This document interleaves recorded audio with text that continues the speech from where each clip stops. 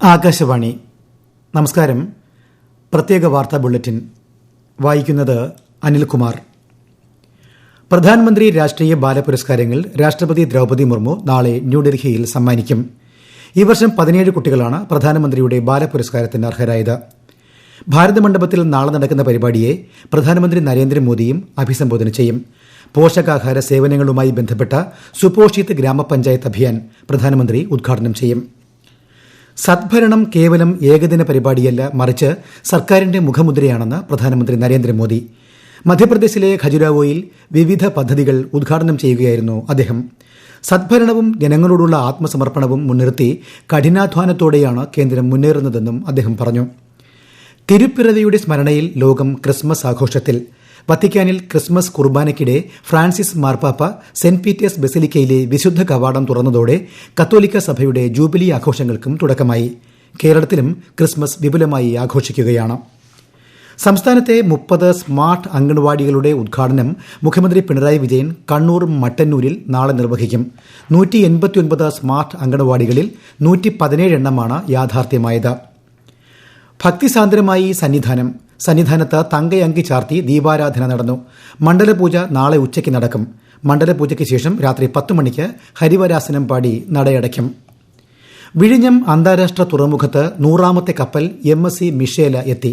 ഉച്ചയ്ക്ക് 1:30 കപ്പൽ ബെർത്തിംഗ് പൂർത്തിയാക്കിയത്. കപ്പലിന്റെ വരവ് അഭിമാനകരമാണെന്നും 4 മാസത്തെ ട്രയൽ റണ്ണിന് ശേഷം കൊമേഴ്സ്യൽ ഓപ്പറേഷൻസ് വിഴിഞ്ഞത്ത് ആരംഭിച്ചതായും തുറമുഖ മന്ത്രി VN വാസവൻ അറിയിച്ചു. 63ാം സംസ്ഥാന സ്കൂൾ കലോത്സവത്തിന്റെ പന്തൽ കാൽനാട്ട് കർമ്മം നാളെ തിരുവനന്തപുരത്ത് നടക്കും.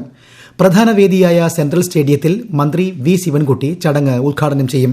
ജനുവരി 4 മുതൽ 8 വരെ തിരുവനന്തപുരത്തെ വിവിധ വേദികളിലാണ് കലോത്സവം അരങ്ങേറുക. സൈബർ തട്ടിപ്പുകളിലെ പ്രധാനിയെ Kochi city cyber police arrest ചെയ്തു. കൊൽക്കത്ത സ്വദേശി ലിങ്കൻ ബിശ്വാസാണ് അറസ്റ്റിലായത്. ഡിജിറ്റൽ അറസ്റ്റ് ഭീഷണിയിലൂടെ കാക്കനാട് സ്വദേശിനിയിൽ നിന്നും 4 കോടി രൂപ തട്ടിയ കേസിലാണ് അറസ്റ്റ്. വിനോദസഞ്ചാര വകുപ്പ് തിരുവനന്തപുരം കനകക്കുന്നിൽ സംഘടിപ്പിക്കുന്ന വസന്തോത്സവം പുഷ്പമേളയുടെയും ന്യൂ ഇയർ ലൈറ്റ് ഷോയുടെയും ഉദ്ഘാടനം മന്ത്രി PA മുഹമ്മദ് റിയാസ് നിർവഹിച്ചു. കേരളത്തിന് പുറത്തുനിന്ന് എത്തിക്കുന്ന പുഷ്പങ്ങൾ ഉൾപ്പെടെ ക്യൂറേറ്റ് ചെയ്തവയാണ് ജനുവരി 3 വരെ നടക്കുന്ന വസന്തോത്സവത്തിന്റെ പ്രധാന ആകർഷണം. ക്രിസ്മസ് പുലരിയിൽ സംസ്ഥാന ശിശുക്ഷേമ സമിതിയുടെ തിരുവനന്തപുരം അമ്മത്തൊട്ടിലിൽ ലഭിച്ച 3 ദിവസം പ്രായമുള്ള കുഞ്ഞിന് സ്നിഗ്ധ എന്ന് പേരിട്ടു. തിരുവനന്തപുരത്തെ അമ്മത്തൊട്ടിലിൽ ഈ വർഷം ഇതുവരെ 22 കുഞ്ഞുങ്ങളെയാണ് ലഭിച്ചത്. India Australia border Gavaskar trophy 4ാം cricket test നാളെ മെൽബണിൽ ആരംഭിക്കും. ഇന്ത്യൻ സമയം പുലർച്ചെ 5 മണിക്കാണ് മത്സരം. 78ാമത് സന്തോഷ് ട്രോഫി ഫുട്ബോളിൽ നാളെ നടക്കുന്ന ക്വാർട്ടർ ഫൈനൽ മത്സരങ്ങളിൽ ഒഡീഷ പശ്ചിമബംഗാളിനെയും ഡൽഹി മണിപ്പൂരിനെയും നേരിടും. മറ്റന്നാൾ മേഘാലയ നിലവിലെ ചാമ്പ്യന്മാരായ സർവീസസിനെയും കേരളം ജമ്മു കാശ്മീരിനെയും നേരിടും. രാജ്യത്തിന് സ്വാതന്ത്ര്യം ലഭിക്കുമ്പോൾ 7.5 കോടിയായിരുന്ന വാർഷിക മലേറിയ കേസുകളുടെ എണ്ണം 2023 ആയപ്പോഴേക്കും 20 ലക്ഷമായി കുറഞ്ഞതായി കേന്ദ്ര ആരോഗ്യ മന്ത്രാലയം. ഇതോടെ ഇന്ത്യ ലോകാരോഗ്യ സംഘടനയുടെ ഹൈ റിസ്ക് ഗ്രൂപ്പിൽ നിന്നും ഹൈ ഇംപാക്ട് ഗ്രൂപ്പിൽ എത്തി. 97% കുറവാണ് മലേറിയ കേസുകളിൽ ഉണ്ടായിട്ടുള്ളത്. സഹകരണ സംഘങ്ങളെ പ്രോത്സാഹിപ്പിക്കുന്നതിലൂടെ ഗ്രാമീണ സമ്പദ് വ്യവസ്ഥയ്ക്ക് കേന്ദ്ര സർക്കാർ കൂടുതൽ കരുത്ത് പകരുകയാണെന്ന് കേന്ദ്ര സഹകരണ മന്ത്രി അമിത് ഷാ.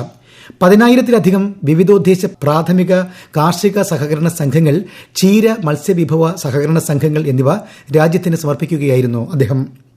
സ്വാമിത്വ പദ്ധതിക്ക് കീഴിലുള്ള 58 ലക്ഷം പ്രോപ്പർട്ടി കാർഡുകൾ പ്രധാനമന്ത്രി നരേന്ദ്രമോദി വെള്ളിയാഴ്ച വിതരണം ചെയ്യും. ഭൂവുടമകൾക്ക് വസ്തുവിന്റെ ഈടിന്മേൽ വായ്പകൾ സാധ്യമാക്കാനും സ്വത്ത് തർക്കങ്ങൾ കുറയ്ക്കാനും പദ്ധതി സഹായിക്കും. സദ്ഭരണ ദിനമായി ഇന്ന് വികസിത് പഞ്ചായത്ത് കർമ്മയോഗി സംരംഭത്തിന് തുടക്കം കുറിച്ച് കേന്ദ്ര സഹമന്ത്രി ഡോക്ടർ ജിതേന്ദ്ര സിംഗ്. ഫലപ്രദമായ ഭരണത്തിന് ജനപ്രതിനിധികളെയും ഉദ്യോഗസ്ഥരെയും സജ്ജരാക്കിക്കൊണ്ട് പഞ്ചായത്തി രാജ് സ്ഥാപനങ്ങളുടെ ശേഷിയും കഴിവും വർദ്ധിപ്പിക്കുകയാണ് സംരംഭം ലക്ഷ്യമിടുന്നത്. കസാഖിസ്ഥാനിലെ അക്ത്വ വിമാനത്താവളത്തിന് സമീപം യാത്രാ വിമാനം തകർന്ന് നിരവധി പേർ മരിച്ചു. അപകടത്തിൽ 30-ലധികം പേർക്ക് ഗുരുതരമായി പരിക്കേറ്റതായാണ് വിവരം. ബാക്കുവിൽ നിന്ന് റഷ്യയിലേക്ക് പോവുകയായിരുന്ന അസർബൈജാൻ എയർലൈൻസിന്റെ വിമാനമാണ് അപകടത്തിൽപ്പെട്ടത്. ഉത്തരാഖണ്ഡിൽ നൈനിറ്റാൾ ജില്ലയിലെ ഭീംതാലിലുണ്ടായ ബസ് അപകടത്തിൽ 4 പേർ മരിച്ചു. 28 പേരുമായി പിത്തോർഗിൽ നിന്ന് ഹൽദ്വാനിലേക്ക് പോവുകയായിരുന്ന ബസ്സാണ് അപകടത്തിൽപ്പെട്ടത്. പരിക്കേറ്റ 24 പേരിൽ 21 പേരുടെ നില ഗുരുതരമാണ്. പ്രത്യേക വാർത്താ ബുള്ളറ്റിൻ കഴിഞ്ഞു. അടുത്ത വാർത്താ പ്രക്ഷേപണം നാളെ രാവിലെ 6:45.